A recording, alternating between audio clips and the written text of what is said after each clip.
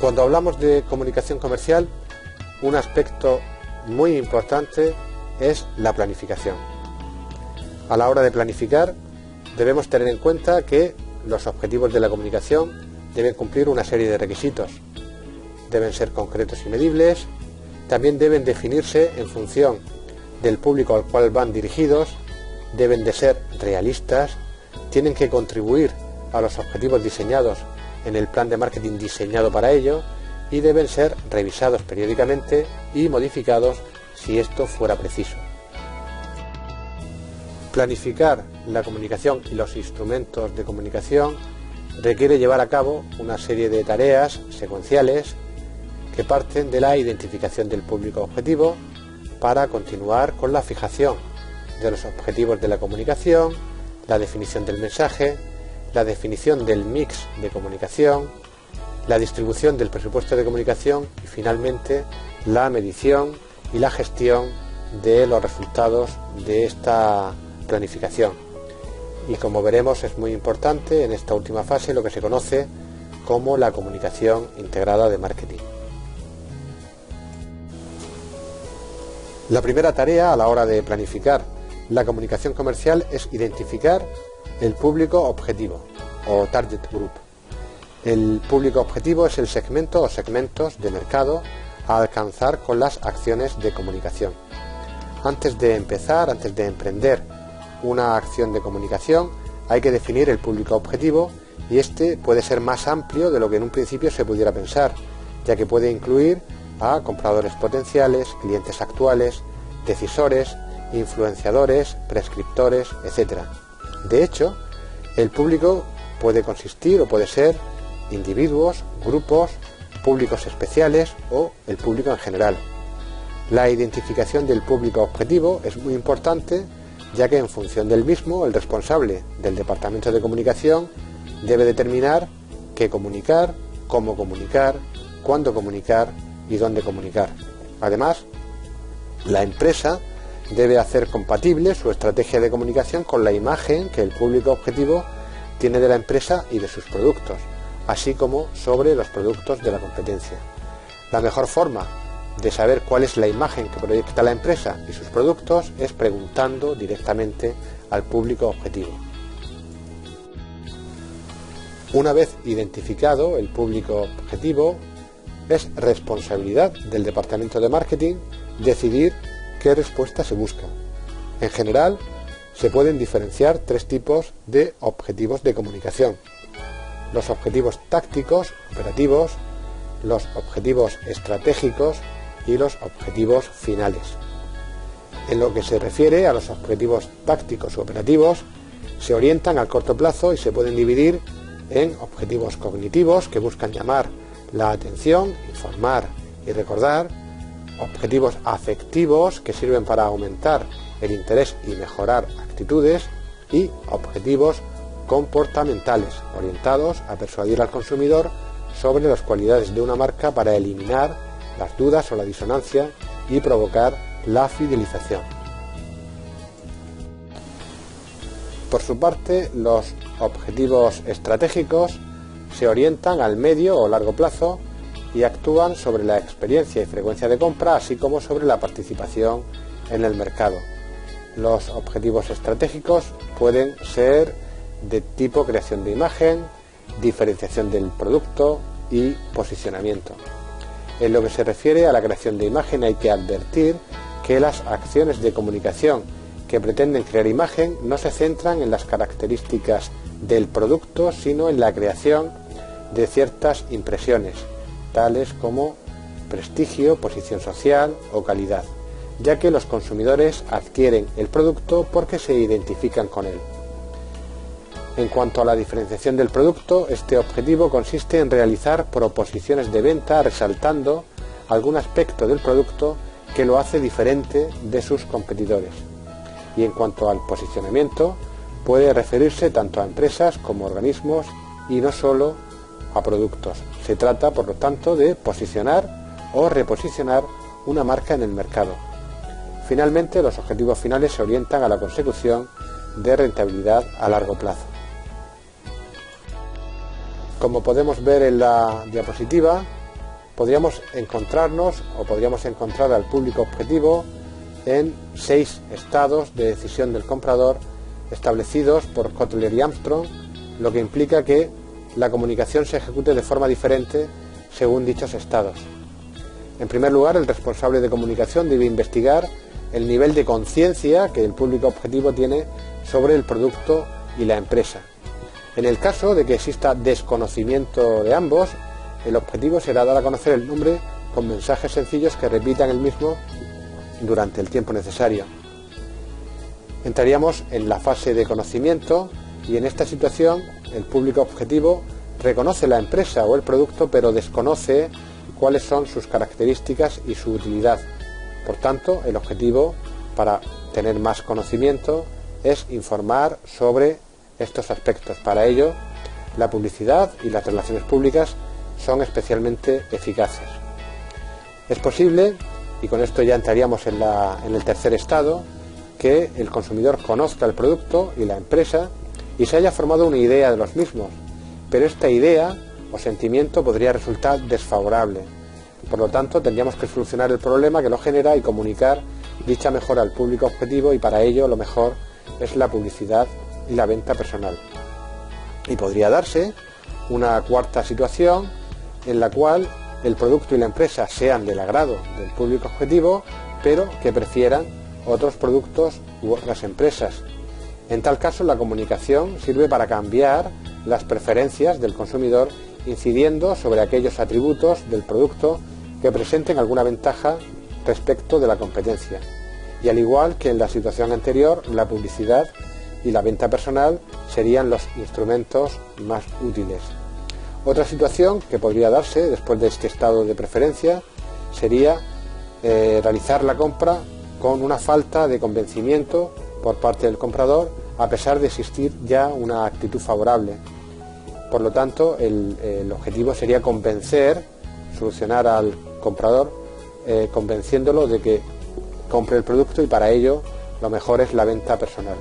Finalmente, el último estado en el cual se puede encontrar el público objetivo es el de compra, donde algunos individuos pueden estar convencidos pero no se deciden a realizar la compra todavía, bien porque quieran tener más información o bien porque planean realizar la compra más tarde. El objetivo de la comunicación en este caso es dirigir a los consumidores a la compra final, y para ello lo mejor es utilizar la promoción de ventas y la venta personal. Una vez definido el público objetivo y los objetivos, el siguiente paso es diseñar el mensaje para captar la atención, mantener el interés, provocar deseo y estimular una acción. Para formular un mensaje capaz de conseguir la respuesta deseada por parte de los consumidores, se deben dar respuesta a 3 preguntas básicas: ¿qué decir?, ¿cómo decirlo? Y ¿quién debe decirlo? Es decir, el contenido, la estructura y la fuente del mensaje. Siguiendo el ejemplo de la diapositiva del anuncio de Don Simón, ¿qué decir? Hace referencia a que los zumos Don Simón son mejores que los zumos de la competencia. La forma de decirlo o cómo decirlo sería a través de un anuncio en televisión utilizando la publicidad comparativa. ¿Y quién debe decirlo? En el caso de nuestro ejemplo de Don Simón, el locutor o un consumidor o incluso el director de producción. Así pues, el primer aspecto que vamos a analizar es el contenido del mensaje. Para que el mensaje sea adecuado, la empresa debe descubrir algún aspecto que resulte atractivo para el público. Estos aspectos que atraen la atención del público pueden ser de 3 tipos: racionales, emocionales y morales. Los aspectos racionales están relacionados con los intereses del público, por lo que el mensaje debe mostrar los beneficios que se pueden obtener por el uso o consumo del producto. En el caso de los aspectos emocionales, se pretende provocar emociones que motiven la compra. Estas emociones pueden ser muy diferentes y no tienen por qué ser positivas. Así, por ejemplo, un anuncio para dejar de fumar informa de sus consecuencias negativas. Los mensajes emocionales son muy utilizados en los destinos turísticos y los hoteles para estimular la compra de otros productos. De hecho, los resorts de última generación transmiten el mensaje de experiencia emocional. Y por último, los aspectos morales están basados en estos factores que intentan generar un sentimiento en el público de hacer lo correcto. De ahí que se utilicen con mucha frecuencia para provocar el apoyo a causas sociales, como por ejemplo propiciar un medio ambiente más limpio, eliminar barreras interraciales, ayudar a los más necesitados, etc. Después del contenido hay que fijar la estructura del mensaje, y esta no es una fórmula sencilla de aplicar. Existen varias posibilidades, así que hay que decidir si el mensaje establece su propia conclusión o se deja que el público lo haga. Tal y como hemos visto en el anuncio de Don Simón, que utiliza la publicidad comparativa, en él se establecen las oportunas conclusiones. En el caso de otros anuncios, como por ejemplo el de Te gusta conducir de BMW, se deja que las conclusiones las saque el público. También hay que decidir si se transmiten mensajes que resalten aspectos solo positivos, en este caso se trata de mensajes unilaterales, o aspectos negativos y positivos, siendo su naturaleza bilateral. Casi siempre un argumento positivo es más efectivo, aunque cuando el público es culto o el mensaje tiene una disposición negativa, la comunicación bilateral es más apropiada. Por último, también hay que decidir en qué orden se presentan los argumentos. En algunos casos es conveniente transmitir los aspectos más importantes al principio, mientras que en otros es conveniente mantener la curiosidad o el suspense hasta el final. Por lo que respecta a quién debe dar el mensaje, es decir, a la fuente del mensaje, hay que decir que los mensajes que se transmiten utilizando personas o personajes atractivos o populares captan más la atención y se recuerdan mejor, como es el caso, por ejemplo, de Rafael Nadal o de los personajes de Disney. También hay que indicar que para que la fuente transmita credibilidad es necesario que tenga experiencia, que tenga confiabilidad y que tenga empatía. Después de conocer cuál es nuestro público objetivo, de determinar los objetivos y de definir el mensaje, debemos seleccionar la combinación de instrumentos de comunicación a través de la cual se va a comunicar la empresa con su público objetivo. En este sentido, en primer lugar, la publicidad sirve para crear una imagen de un producto a largo plazo o para generar ventas rápidas. También es útil cuando los compradores están muy dispersos y sabemos que el coste de la publicidad en televisión es alto en comparación con otros medios como la radio o la prensa. En cuanto a la promoción de ventas, aunque existen muchas formas de promoción de ventas, todas ellas proporcionan tres beneficios básicos, que son captar la atención del consumidor y facilitar su decisión de compra, incentivar por medio de concesiones o premios y finalmente invitar a la compra inmediata. La elección de las relaciones públicas como instrumento de comunicación se basa en su alta credibilidad, en la capacidad para sorprender a los consumidores y en su bajo coste. Por su parte, la venta personal tiene utilidad cuando es necesario el contacto personal con el comprador, cuando se persigue mantener relaciones duraderas y cuando se requiere una respuesta rápida por parte del consumidor. Y en lo referente al marketing directo, todas las formas de marketing directo, el mailing, el telemarketing, el marketing online y la teletienda, comparten cuatro características distintivas en su mensaje. En primer lugar, es privado, es decir, el mensaje se suele dirigir a una persona en concreto. En segundo lugar, es personalizado.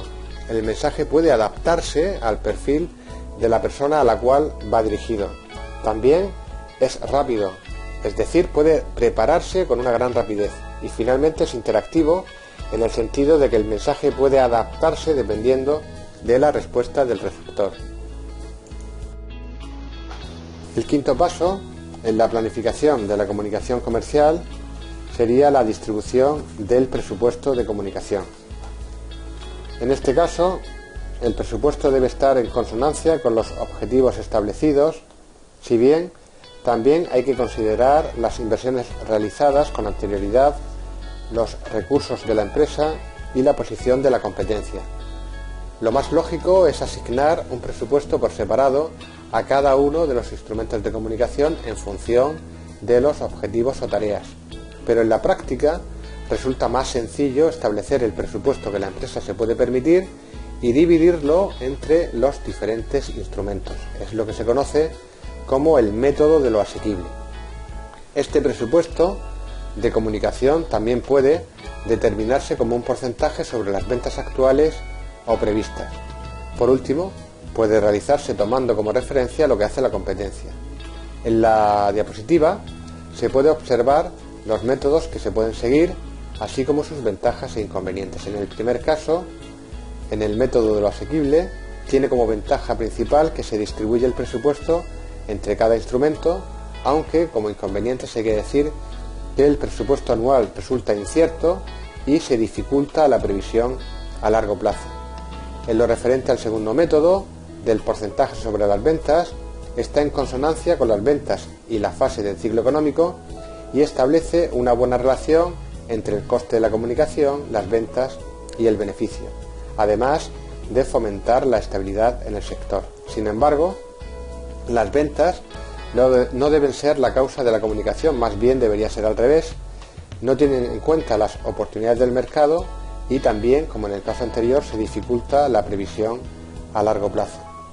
Para el caso del método, en función de la competencia, las ventajas son que representa el deseo colectivo del sector y por lo tanto se favorece la estabilidad dentro del mismo, impidiendo guerras de comunicación, aunque como inconveniente hay que decir que no se ajusta a los objetivos de la empresa. Y finalmente, el método de objetivos y tareas involucra a la dirección de la empresa y es el más razonable, aunque exige una gran planificación.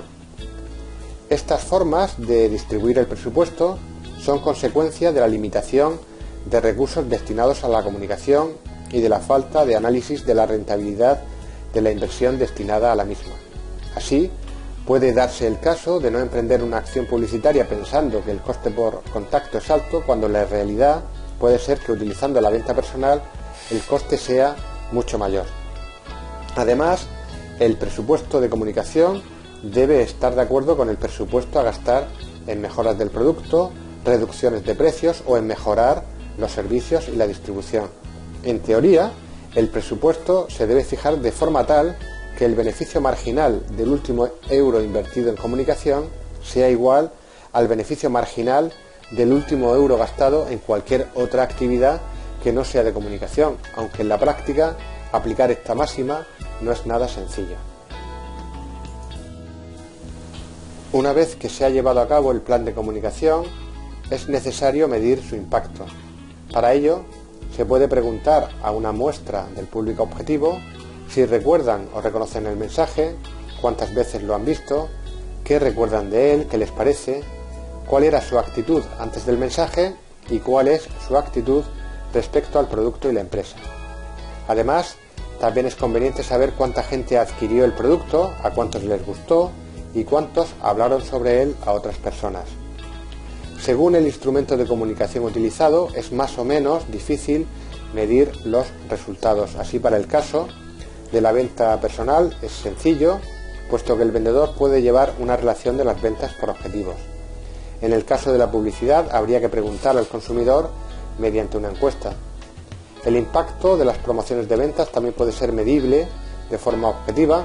Por ejemplo, es fácil saber cuánto se ha vendido en una promoción de productos 3x2. En las relaciones públicas, un reportaje puede causar beneficios para la empresa, pero también puede suceder lo contrario, por lo tanto no es fácil de medir. Y en el caso, finalmente, del marketing directo, es más fácil de medir, ya que se sabe el número de personas que compraron a través de Internet, utilizando telemarketing o el mailing. Debido a la gran saturación de las audiencias, a la fragmentación de los mercados en segmentos homogéneos, a la fuerte competitividad en el mercado, a la proliferación de nuevos tipos de medios y a la creciente sofisticación de los consumidores, se ha impuesto que las empresas seleccionen los instrumentos, los mensajes y su público objetivo de forma eficaz, y para ello las empresas deben adoptar lo que se conoce como comunicación integrada de marketing. La comunicación integrada de marketing es la planificación de la comunicación de marketing que reconoce el valor añadido de un plan de comunicación completo que evalúa el papel estratégico de las diferentes disciplinas de comunicación, es decir, de la publicidad, la venta personal, la promoción de ventas, las relaciones públicas y el marketing directo, y combina estas disciplinas para proporcionar claridad, consistencia y máximo impacto en la comunicación. La comunicación integrada de marketing es algo más que un esfuerzo de coordinación y gestión de los instrumentos de comunicación y del resto de valores o símbolos que conforman la empresa, ya que además estos deben integrarse en un plan que responda a un mismo y único objetivo de comunicación. Además, los instrumentos de comunicación mencionados no son los únicos, existen muchos otros elementos a través de los cuales la empresa se está comunicando con su público. Así, por ejemplo, si el precio es alto, se comunica que el producto tiene calidad. El diseño del envase, el nombre comercial, el logotipo y hasta la forma en la que se disponen los productos en el lineal de venta están comunicando algo. La comunicación integrada de marketing trata de no dejar nada a la libre interpretación del consumidor o del público en general, de tal forma que todo siga un plan bien definido, un plan estratégico. El principal beneficio que obtienen las empresas que aplican la comunicación integrada de marketing es la obtención de sinergias de comunicación, es decir, que la unión de todos los elementos mejora los resultados. Sin embargo, tal y como se puede ver en la diapositiva, existen otros beneficios añadidos como la integridad creativa, el uso más eficaz y eficiente de los medios, el ahorro en costes, una mayor responsabilidad para las agencias de comunicación, una mejor y una mayor precisión en la estrategia de marketing de las empresas, que los mensajes sean más consistentes, crear relaciones de trabajo más fáciles y una cierta eficiencia productiva. Un ejemplo de comunicación integrada de marketing lo tenemos en la diapositiva con la entidad financiera ING, que ha combinado un spot de televisión con publicidad online, patrocinio de un equipo de fútbol, relaciones públicas, marketing directo y publicity en los periódicos.